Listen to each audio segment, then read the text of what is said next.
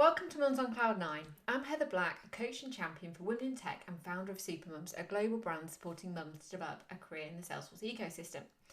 On the podcast, we aim to inspire mums to progress their career in the Salesforce sector. From starting out to climbing the ladder, we provide tips and insight on how you can succeed in your career and overcome adversity that many of us can face in the workplace. During Series 5, I'm talking about how you can develop your leadership skills and styles to help you thrive in your career. These skills are really valuable within any job role, from admins to architects, to build successful relationships and achieve great outcomes. Sadly, however, many women can be portrayed as bossy or demanding when they're doing leadership roles, and statistically, we also see that less women are represented at senior levels within companies.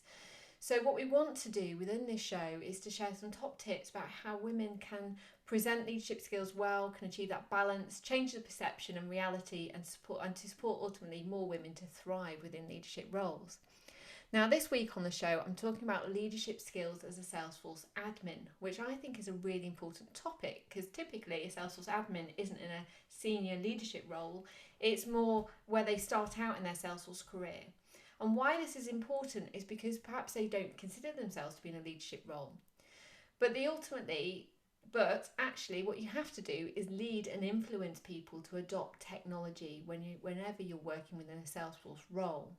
So I would argue that as a Salesforce admin, you should be thinking about those leadership qualities and skills right from the outset, because you want to really build relationships with people at those senior levels to frontline staff, and to really bring them on a journey with you to enthuse and engage them to use Salesforce technology. So I'm going to help you step into your power today to help build your skills as a Salesforce admin. And I'm delighted to have two amazing speakers with us. I've got David, founder of Brainiate, and Jodi, author of Rock Your Role as a Salesforce admin, joining us today to share their top tips about how to excel as a Salesforce admin and develop those leadership skills. So Jodi, David, welcome to the show. Thank you for having me. Thank you. So David, do you want to go first? Do you want to introduce yourselves and tell them about why you're passionate around this topic too? Certainly. Heather, first of all, thank you so much for having me on the podcast. For those who don't know me, my name is David Giller. I help organizations improve their business processes with Salesforce optimization. I do this by providing consulting services, training programs, and through my weekly live show on YouTube. I think the topic of developing your leadership skills as a Salesforce professional is so incredibly important, because whether or not someone has mastered these skills can have a dramatic impact, not only on their career trajectory, but also in ways that can really transform them both personally and professionally. It comes out in so many different ways, through communication, the way you handle crises, the way you handle projects, and in a very roundabout way. All too often, as Salesforce professionals are so typically hyper-focused on getting certifications and badges and elevating their rank on Trailhead, they often forget that in order to really be successful as a Salesforce professional, you also need to develop lots of other skills, including leadership skills that come into play anytime you have an interaction with anyone else, and we all do. So thank you. Thank you, David. Those people skills are so important, aren't they, as well in the Salesforce space? Absolutely. Jodi, over to you. Why are you? Yeah, well, I echo everything that David said. So briefly, for folks that don't know me, my name is Jodi Hrbek. I have been doing Salesforce in some way, shape, or form, literally for 2 decades. So I started my career actually working for Salesforce way back when. I spent a number of years as a Salesforce independent consultant.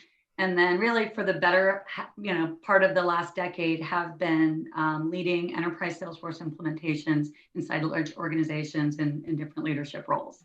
I have probably managed and hired over 25 admins in the course of my career, and then coached dozens more through the work that I've done. So I've seen firsthand the difference between what makes an ordinary and an extraordinary admin. And really the topic that we're going to talk about today is where I would say it lands squarely. So I feel very passionate about this. I wrote a book about it, as a matter of fact, which will be out in July. And it really, David, to your point, it is not a how to do Salesforce hands-on keyboards. It's a book about all the other things that you really need in order to escape what I call the McAdmin trap, right? That it's really easy, especially when you want to be responsive and understand exactly what somebody's asking for. Yeah, I can do that. Yeah, I can do that. And next thing you know, you find yourself kind of taking orders, right? I need a dashboard. I need a workflow. I need a this. And that's not fun, and that's not sustainable. And it's also not how companies get the bang for the buck. So, I'm very happy today to have an opportunity to talk through some of the specific things that I think admins can do to really elevate their role. So thank you for having us and for bringing up this topic that is sometimes not discussed nearly enough in the admin community. No, absolutely. Well, thank you, and congratulations on getting your book out there. Very impressed. I can't wait to read it. I know. Fantastic. All the hard 20 years in the making, I like to say. Yeah, well done. You can't write it in a pandemic. I don't know when you can. Leadership skills at the fore there. You're leading the way. So well done. That's so exciting. So thank you for the introductions. That's fantastic. And certainly you've both got so much amazing sort of experience and talent that you can share with people today. Let's start with the why. Like, why do we need leadership skills as an admin? You've touched on this a little bit more, but would you like to share a little bit about why people should actually listen today and sort of go away and action these things? Certainly. So as a Salesforce professional, like I mentioned earlier, you are typically interacting with other people. When you are interacting with other people, as whether your role is a Salesforce admin, the official Salesforce admin, Salesforce developer, project manager, business analyst, it really does not even matter the specific job title that you have.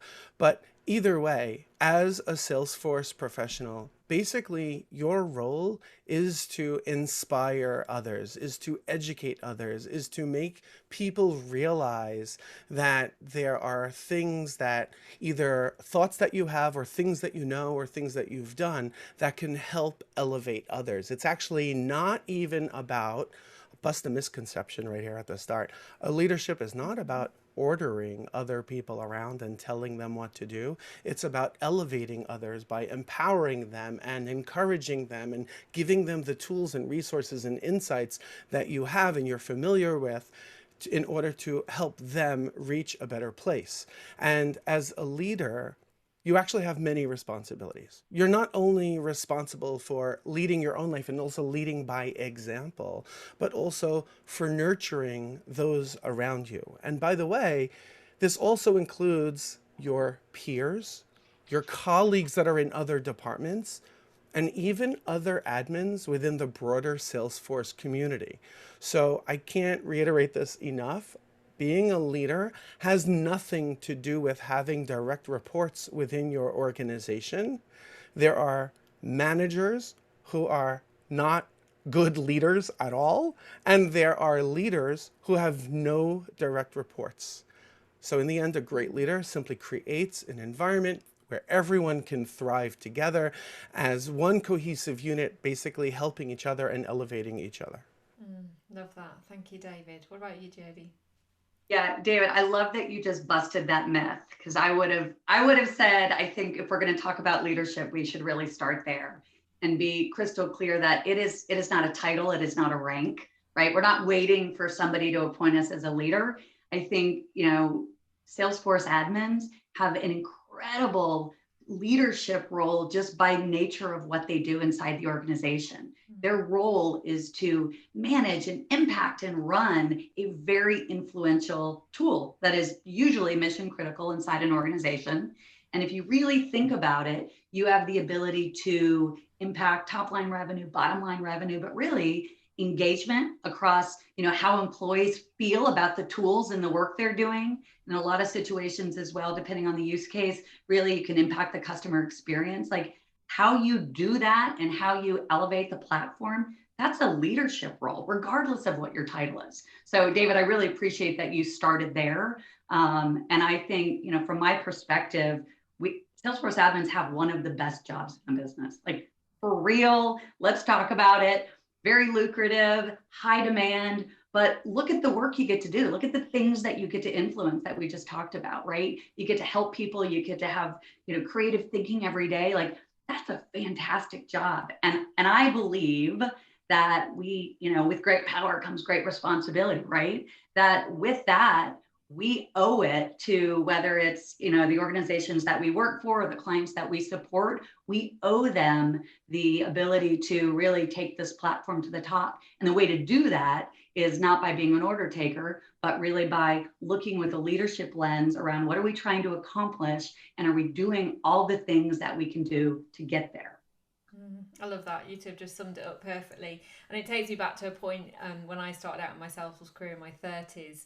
I've just got those pivotal moments as like my second or third projects. And I'm sat there in my 30s with all these senior managers round a table all looking at me and believing in me that I have the answer to their solutions. And I'm like, wow, this is exciting, scary. But, I felt really I felt really felt really engaged and trusted in that they believed that I could take them through this journey.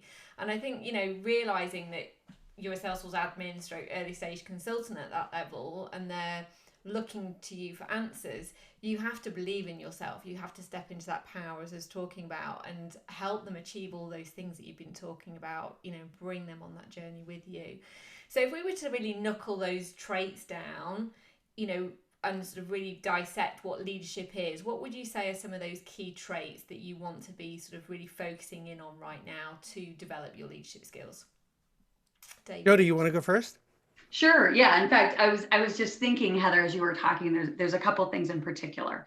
I think you used the word knuckle down, which I like, but one is really this concept of having an ownership mindset, right? And this goes a little bit back to what we were just talking about, which is, doesn't matter what your job is, doesn't matter what your portion of Salesforce maybe that you have responsibility for, that is your system, man, own it, right? And so I think walking in, not being satisfied with status quo, but really always thinking about what could we be doing to make this better. By the way, better doesn't always mean more. Doesn't mean we're just going to throw more stuff at it, right? Sometimes a lot of times better, it means less. Right, exactly. We might edit stuff out. It just means, generally speaking, taking the initiative to always be looking at, what is it that we're trying to accomplish with this platform? And are we meeting that objectives, and where can we change levers? So that's one. The second one that I would add is exactly what you just said, Heather. And I use the phrase sharing your point of view, right?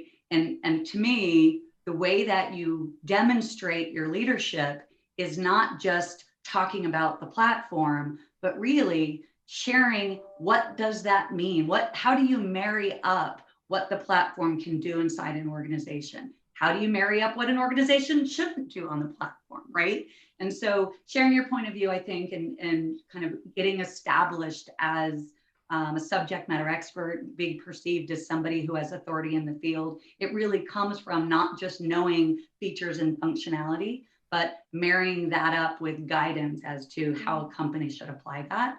And then I think the third piece, that I'm probably out of order because you probably need to do 2 before 3, but it really is taking the time to listen and figure out what somebody really needs, and being willing to understand, say that back, right? Validate and confirm it, but then offer up again your point of view, even if it's different than what they asked for. Sometimes it's because what they asked for is the wrong thing. Sometimes it's because I use the phrase, listen, but not literally, right? When somebody says, I need visibility into my leads, that doesn't necessarily mean they need something with the lead object, right? So being willing to listen, applying a perspective, a point of view, and expertise, and always being proactive and taking ownership. To me, those are the traits that I look for when hiring admins, and those are the things that I see when I'm really thinking about over time what made the good ones stand out. I love those. It brings to mind for me that reflection of when I've worked with Salesforce customers as a consultant. Sometimes the admin is overlooked, right? And it's like suddenly the senior manager wants to speak to the consultant, and the admin sort of on the sidelines. And that's what I want people to avoid, because I think those Salesforce admins should be pivotal to those conversations and should be helping lead the way. So again, it's kind of, I love that ownership piece. It's about the admins, they own their system. Let's get them really involved in these conversations, and they hold the conversations between the senior management team and the consultants, so they're not getting sidestepped, if you like. And that probably leads on quite nicely to your points, David. Yes. So first of all, Jodi, thank you for elaborating on the three traits that you think most accurately represent the traits of a leader. And what I find fascinating is that even though the three traits that I'm going to list might sound different because it's slightly different terminology or slightly different concepts, there is tremendous organic synergy among these various traits where there's just a tremendous amount of overlap. And what I mean by that is, first off, being an effective communicator. And like Jodi, as you pointed out, being a really good listener is a critical element of being a good communicator. But also being a good communicator involves so many other things that most people don't think of at first blush. What that means is, A, trying to find the right words that your target audience, the folks that you're interacting with, will actually understand. More often than not, the business folks. You mean executives don't know what a master detail object is? Exactly. And by the way, I won't name names of the typical personality that does this, but most of us who have been in the Salesforce ecosystem for a long time know of a particular kind of person in the Salesforce ecosystem that as soon as they hear the word community being used in a sentence, they will immediately say, oh, you must be talking about Experience Cloud. You use the word knowledge in a sentence? Oh, let's talk about opening up a Salesforce knowledge instance for you. And the same holds true even to the example that you gave a few minutes ago, Jodi, which is regarding leads. Just because they're using the word leads in a sentence does not necessarily mean they're talking about the leads object. They might define leads as someone who has a company, not a person, a company that has an opportunity, but that opportunity is in a particular stage, or an account that has no opportunities that are closed won. Maybe all of those are leads in their definition. So being an effective communicator means not only really good listening skills, but also finding the right words to the right audience, understanding the words that they are communicating, and it's across all forms of media, meaning in an in-person meeting, through email and text message, as a public speaker. So public speaking skills are incredibly important as well. Negotiation skills, to me, all of those fall under the umbrella of being an effective communicator. The second trait that I think is really important is being accountable and responsible. Again, not to mimic what Jodi said, but there's a tremendous synergy with what Jodi pointed out, which is not only holding yourself accountable for whatever it is that you said that you would do, holding the organization accountable, having nothing to do with the Salesforce platform. What are the goals and objectives for this organization? And what you're asking me to do is actually counterproductive to helping you, the organization, my colleague, my team members, to help you reach your goals. By creating this checkbox or the multi-select pick list or these other custom objects or these other unique record types are actually not going to help you achieve your goals. Here's how I can help you achieve your goals. So being accountable and responsible actually means a lot of different things depending on the context. But that is, to me, that is the second most important trait of being a good leader. The third one is being a long-term thinker. So just because an organization, and the example I'm about to suggest, I'm sure many of you have seen before. Just because an organization says, listen, our process for qualifying an opportunity is there are always 3 meetings. So, hey, admin, I want you to create 3 fields on the opportunity screen. Meeting number 1, meeting number 2, and meeting number 3. And when I am on the receiving end of a conversation like that, a request like that, I'm like, hell no. What if in one situation, there are 4 meetings that are needed? What if after the second meeting they said, oh, we need to bring in some other people, we need to do this all over again? 6 meetings, 12 meetings are needed. We're not doing it that way. So you need to be a long-term thinker. Figure out how to solve the problem that they are looking to solve in a way that is scalable and sustainable and as low maintenance as possible for the organization, which also goes back to your point, Jodi, of it's more than being an order taker. You have to think more broadly than the terminology and the use cases that the people that you're working with are sharing with you. I love that, and that makes me triggers one of those other reflections of when I was starting out, is that being confident and assertive enough to go, the sales team want to implement Salesforce, okay, but what about the rest of the teams, right? We want to future proof this implementation for the whole organization potentially who might use it rather than just that team. Could we bring all the senior managers together, to talk about what Salesforce could do for your organization rather than just focus on that one team and just do that one thing, because then we're not really kind of thinking big picture. And that's one of the things that I always learned from the outset was, let's think about that long-term thought process, and what we're going to use Salesforce for, and stepping into your own as a Salesforce admin and bringing all the teams and departments together can be really valuable. And honestly, that process. Sorry, and honestly, that also goes back to the point that we called out earlier, which is communication skills. Because very often when talking to, let's say, the head of sales, and the head of sales is insisting on pick any use case, like the ones that I suggested before, or any others that most of us have a little bit of PTSD on, the way you as the Salesforce admin push back, the communication skills that you are leveraging in order to push back need to be appropriate for that person, that person's ego, that person's personality, that person's communication style. I know at the get-go that my typical New York assertive type A personality is not going to work for everyone. I have had many times I've gotten slapped on the wrist. David, you can't say that. I'm still learning how to adjust my tone and vocabulary and the method that I'm using. And for example, one way that I've learned to do that is by turning to the folks who are asking for something that is not long-term thinking, not sustainable, by suggesting, okay, so let's make believe I'll use the example I gave before, we did create those 3 fields for those 3 specific meetings. And what happens if 6 months from now, we just have 1 or 2 critically important deals that we're working on that do require a 4th meeting or a 5th meeting?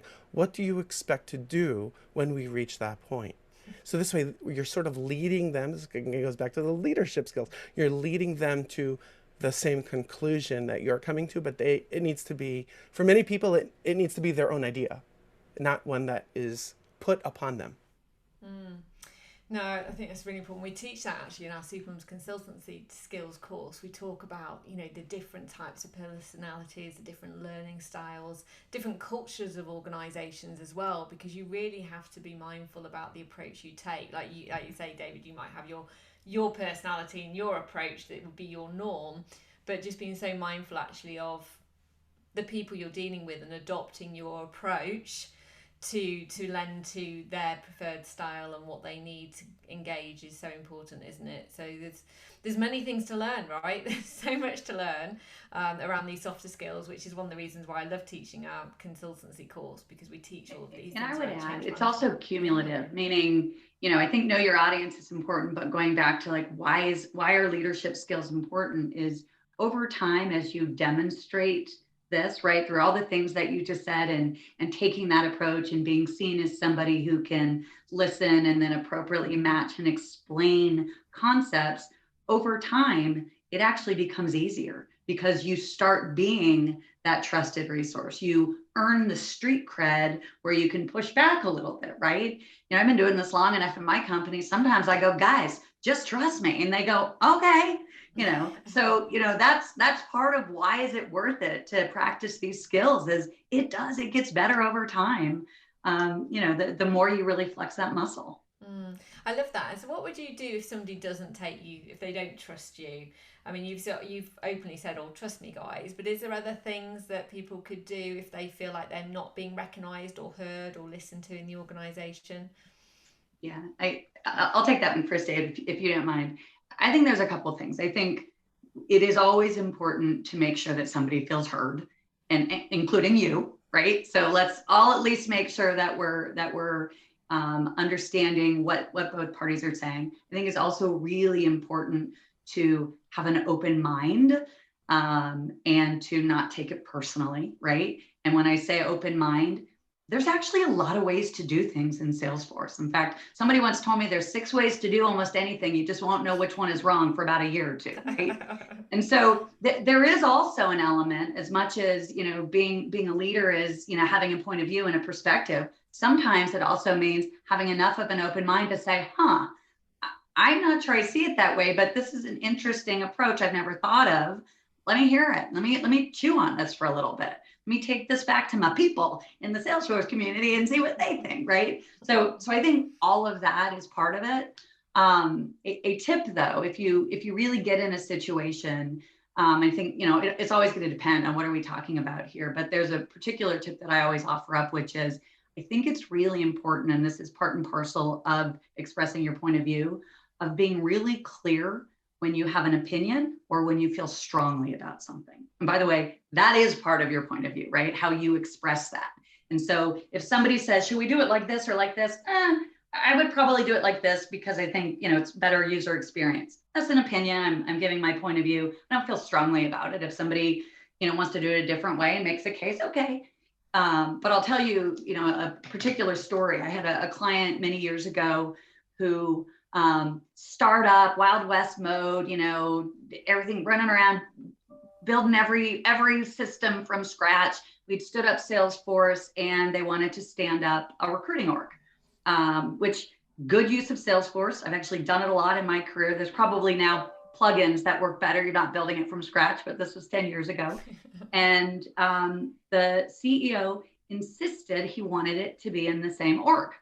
One org, it's simpler. A lot of times a one org thing makes a lot of sense, but in this case, highly sensitive data, salary data, things that you don't want to slip. And this was a company that had way more admins than they should. Because again, people starting up, getting started, consultants coming in. And this was an example where it wasn't that I had an opinion, hey, it should probably be 2 orgs. I felt very strongly.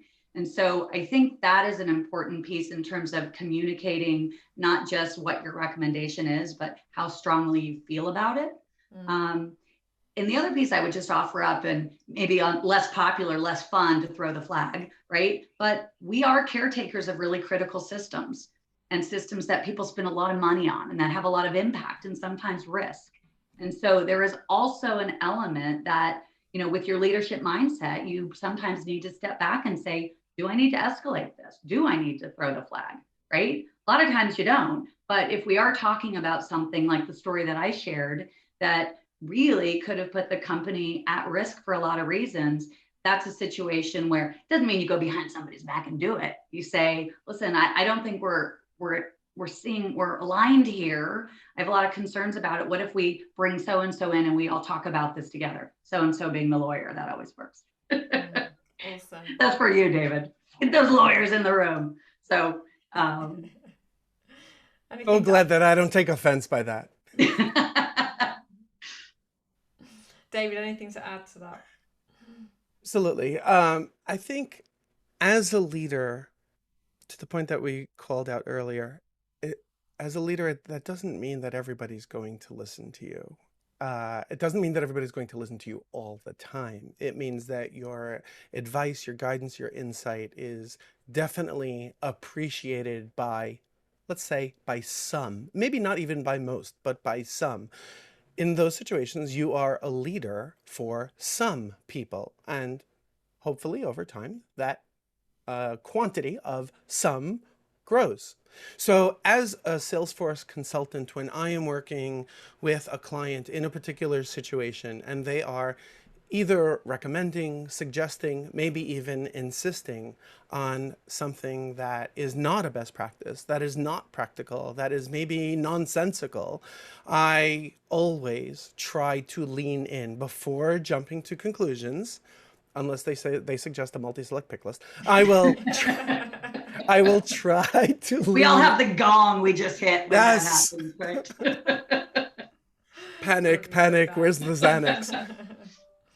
I will try to lean in to get a better understanding, to allow them to articulate their thought process behind it. Why is it that you are suggesting this particular configuration approach or product that you want or integration that you're asking for? So trying to lean in to allow them, and this goes back to the communication skills, the negotiation skills, the listening skills, where you're asking them to elaborate on what is the pain that you are focusing on, what is the goal that you're trying to achieve here.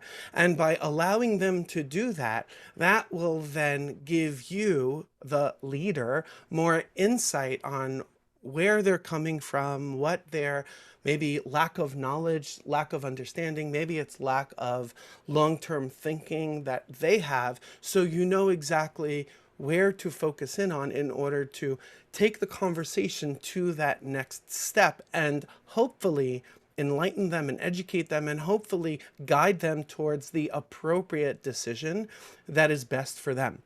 I think we have all been in situations where no matter how much we try, no matter how much we beg and plead and explain and negotiate not to create the multi-select pick list, etc., that they will insist. And we've all been in that situation in many, many different scenarios. And in those situations, basically my approach is, look, I am the Salesforce consultant who is trying to help you. I'm trying to coach you. I'm trying to lead you in the right way. But in the end, you're the boss, you're the client, it's your organization, you can do it however you want. You want me to go ahead and build this thing that I believe is not going to work for you long term. I believe that maybe it's 2 days from now, 2 weeks from now, 2 years from now, you'll turn to me and say, David, you were right. We should have done it the other way. Can you undo the way that we had to do it? Yes, disclaimer. And by the way, I also make sure to point out to them, so this is really important, not only for the any Salesforce admin, but also for any Salesforce consultant. I point out during that conversation, I make sure to point out that, I'll actually rewind a little bit. Very often, people think that the reason why someone is suggesting anything is because that's what's easier or faster for them to implement. So as a Salesforce admin or a Salesforce consultant, when someone is suggesting something that you feel wholeheartedly that is not the best practice, that is not practical, it's not sustainable, I point out to the person that I'm having the conversation with, I say, listen, I'm happy to do it the way that you're suggesting. However, if we find ourselves in this same situation that I'm predicting, where 2 months from now, 2 years from now, we need to undo the thing that you're asking me to do now, it's going to take 3 times the amount of time as a consultant. It's going to cost 3 times the amount because first I'm gathering the business requirements the first time. Then I have to configure it the first time. I have to teach and train and show you how to use it. There may or may not be some data importing that we need to do to bulk populate these records. Then it's going to be live. When we come back, we're then going to have another conversation on why it's wrong and what we need to do and when are we going to implement the fix. Then we're going to have to do it in a sandbox. We're going to have to configure it. We're going to have to test it. We might have to migrate the data from the old one. It's painful just hearing it, I know. And then we're going to have to train the end users again on how to do it the right way. Now, by the way, aside from the cost and the time for your end users, it's going to feel like this is broken and we're dealing with this broken scenario fixes all the time. So I'm trying to help you. Yeah, what I was going to comment on, because I think you hit on something that's really important, not just when somebody doesn't see it our way, but you were just describing really what I call providing context. And I think that's another really important leadership trait for an admin, right? Which is part of not just taking the orders when somebody asks for something, assuming we've all agreed that, we understand what the need is, but is walking through some context of what the different options are. Exactly. And that can be including, I can meet 95% of these requirements with kind of declarative tools, pretty quick and easy. What that means is faster time to value, easier to support.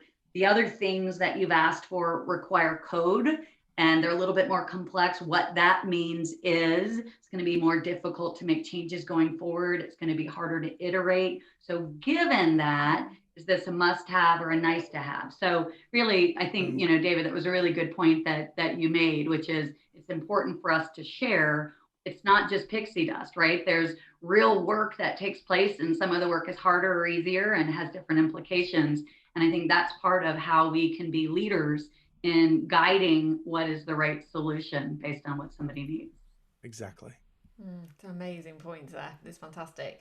The thing I'd add to that is around business case as well, making sure that there's a clear business case around why this is important. Because if somebody comes to you and says, "Oh, I want X, Y, Z done," you're like, "Okay, well, I need a business case for that, so I can take it to the senior management team and explain why we need to spend money on a new app or whatever it is." And that's the other thing that I've really seen to kind of really complement everything we've talked about today, is being able to facilitate that business case about the value that you are giving to the business by implementing something. So let's step into and flip it on its head. You've been an amazing leader. You've got everybody really excited, and everybody's coming to you, and everybody wants your time and attention because they want X, Y, Z. So how do you manage that? Because quite often the Salesforce admins will feel overwhelmed by all the things that people are asking of them. David, what would you say is the best way of managing this? So it can definitely be a challenge when everyone is coming to you. Sometimes it's for really big issues that really do require immediate attention, and other times they just want to vent because they can't find the list view that you created for them and saved for them as a favorite. So I think in the end, the best thing to do is to find a way to set boundaries and communicate those boundaries clearly. By spreading yourself too thin, you end up sacrificing your own mental health for other people's needs and desires. For me, I always get a huge thrill out of solving problems, even if I'm solving problems for complete strangers. So I try to make sure to get that message across, like, I want to help you, but that does not necessarily mean I'm always available all the time. I'm working on other things, on other projects that you might know nothing about, that might have higher priority. So setting the right, whether it's time boundaries or method of communication preferences, and simply communicating, acknowledging to those folks that even they are important, but you simply don't have the bandwidth and don't have the ability to prioritize their request immediately. Find some way to properly acknowledge that you did receive the request and it is important and you will follow up with them, and here is when. But honestly, even at the same time, so like everything that I said absolutely holds true for a Salesforce admin who's, think of it as internal, a Salesforce admin who is a full-time employee of any organization and they are exclusively dedicated for that organization. Everything that I said so far holds true. I would even say the same holds true with some variation when you are a Salesforce consultant. As a Salesforce consultant, you might have multiple organizations where you play the role of the Salesforce admin. Mm-hmm. For other folks who are involved in some leadership capacity to a broader audience, take someone who, for example, is a Salesforce user group leader, someone who, like the three of us, are more involved in the Salesforce community, maybe as public speakers, maybe through our social media platforms. And we could potentially be getting bombarded by complete strangers who are asking, what is Salesforce? Who are asking, how do I find a job in Salesforce? I earned the admin certification, what next? And there reaches some threshold where you need to draw the line in the sand of, okay, this is a complete stranger that I know nothing about. I have so many other things going on. Even taking the time to acknowledge their DM on Instagram to say, sorry, but I can't really respond, that could be overwhelming in and of itself. So we need to find the right boundaries that we can set for ourselves and communicate them to those that we are interacting with. I love that. It's why you write books, right, Jodi? To share all your top tips with people. So funny you mention it, because the second half of my book is actually on this topic. So what we're talking about specifically for admins is something that I have termed the Salesforce admin conundrum. And the concept is the more value you deliver, the busier you get, because everybody wants a piece of you, right? So that team saw the automation you did and they want some, and that team saw the reporting you did and they want some. And suddenly you've got more users, you've got a bigger Salesforce footprint to support. And more often than not, you do not have any additional resources to help you. And one of the things we talk about in a book is making sure that as you're expanding out the use cases, that you're talking about needing to have additional support going forward. That's part of the business case that's often overlooked. So I feel very strongly that, and when I put this book together, as I was thinking about what I wanted to include, that if I'm going to spend time teaching admins how to over-deliver and add value and go above and beyond, which are the things that I think they should do, I got to spend an equal amount of time really preventing them from overwhelm, right? How do you over-deliver without overwhelm? So there's all sorts of things that I talk about in the book, but I'll give a couple examples. I certainly think there's some process. So I use the term process puts a method to the madness that you can use, David, to set expectations and boundaries. It's exactly what you said. A couple examples are, I talked through something called a mutual plan, right? Which is, I'm going to do some work and you got to do a little bit of work, right? So we're going to share that. Want to get a bonus? Share the onus. That's one of my tips. There's a couple other kind of processes like that I use as it pertains to, there's something called the explaining an extended warranty period. So when we deploy something that we agree up front, that maybe the very next day, it's, the immediate warranty period. So I'm there, hypercare, making sure it works. Maybe we go into an extended warranty period, maybe for a week, kind of depending on how big the functionality is, where we're kind of taking calls and we're, adjusting, not in prod, let me add, but adjusting at least, what things that need to get fixed, starting to think through what we missed. And then we phase that out and we make it really clear that at some point, you got to get back in line. That just because for this, week period, you got to call me in real time, but I actually don't deploy on demand. So having deployment schedules, that's another one, right? That no, just because you came over to my desk doesn't mean I'm going to push this out tonight, right? We do it the second Monday of the month, or whatever those things are. So I think there's some things for process. I also think part of being self-aware and having a leadership mindset means we also need to be aware of our own accountability in this, right? And, David, you hit it on the head. We love to say yes in this community. It's fun to help people with Salesforce problems. It is. We love it. And we're often culpable for our own busyness because somebody's coming to our desk and we're going, oh, yeah, heck yeah, right? Or somebody, had asked us to do something.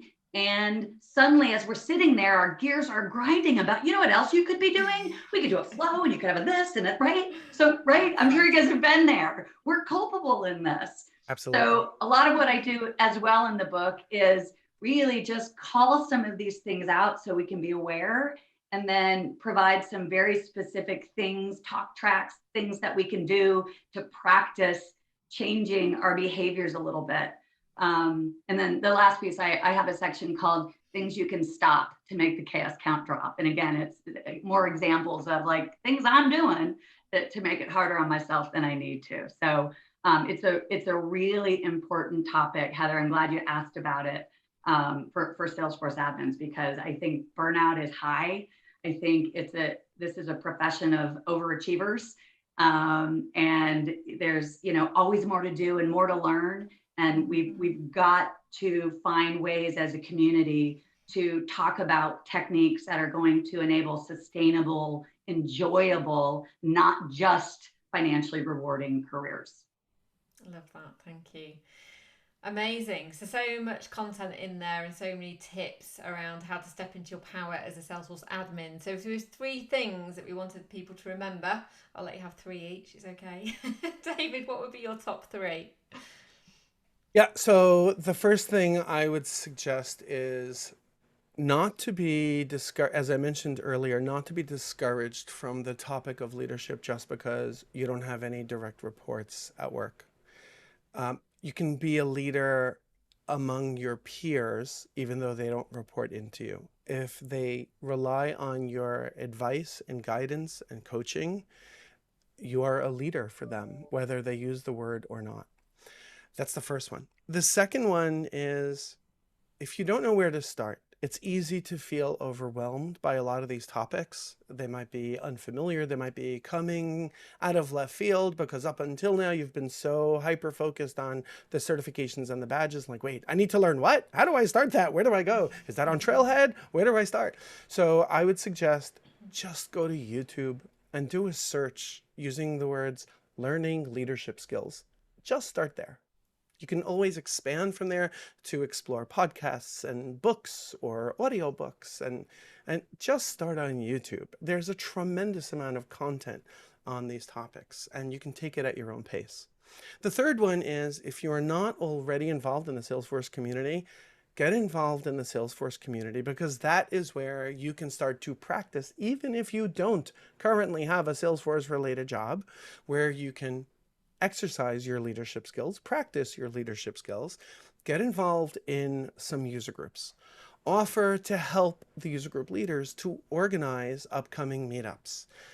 Start interacting with some of the members of the user groups. Start to play around in your own sandbox on features that you're learning in Salesforce, and then start to talk about them and demonstrate them and talk about them in a way that gives you confidence of, oh, I've used this feature. Here are the best practices that I've learned when trying this thing in Salesforce, even within the forum of the Salesforce user group community.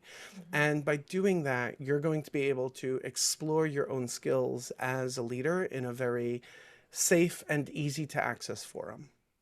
Awesome. Thank you, David. Jodi, what about you?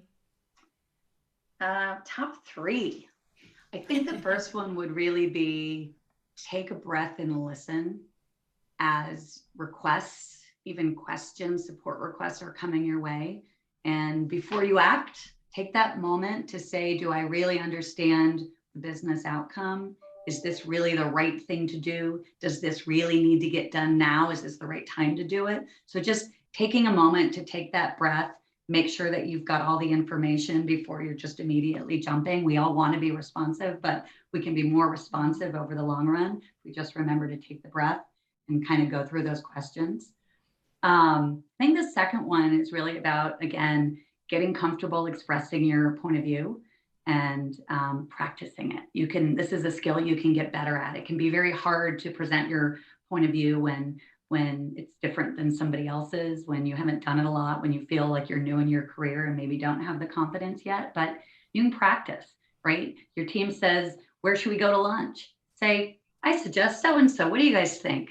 Your team says, how often do you think we should meet about this? Recommend a cadence. What do you guys think, right? Just start practicing. The more you do it, the easier it gets. And then I think the third thing, particularly for this audience, Heather, I know there's a lot of people transitioning into the ecosystem. And what I would say, particularly having had the pleasure to meet some super moms and have lunch with them recently, I would say, don't feel like you don't have leadership experience just because you're new to Salesforce. These men, these women, these people are coming from all different backgrounds, and whether it was leadership in a different career, whether it was in the service, whether it was because they ran a household and a bunch of kids' soccer games, like that's leadership experience, and that's really what to tap into. So bring that with confidence. And the truth of the matter, particularly for people that are transitioning from another skill, you've got so much life context. You're so much further ahead than a lot of newbies that are breaking in that don't have some of that life experience. So lean into that, use it, and be really confident, because at the end of the day, you've already got a lot of those skills. So be proud. Love that. Thank you so much, Jodi and David. Like I say, been a wealth of information and tips and insight into how you can really perform as a Salesforce admin. And, all those points equally you've said about it's not just about Salesforce certifications. It's not just about the technical knowledge. It is about all those other complementary, what we call softer skills. But soft doesn't feel like the right term quite often, does it? Because they're really important skills. And it's one of the reasons why within the Supermums program, we don't just focus on the technical knowledge, we do coaching and building your awareness around coaching, communication skills, and looking at change management and all those things.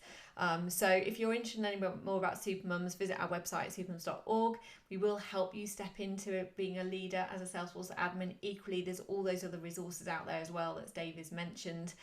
Get involved in the Salesforce Ohana, but make the time to learn those additional skill sets that you need alongside the Salesforce technical skill set. So I think that's been a fantastic conversation today. Thank you so much to both of you. If they want to follow you on social media, where would you recommend they find you? David? I would say look at my LinkedIn account, and you can feel free to follow me there. Thank you. Jodi?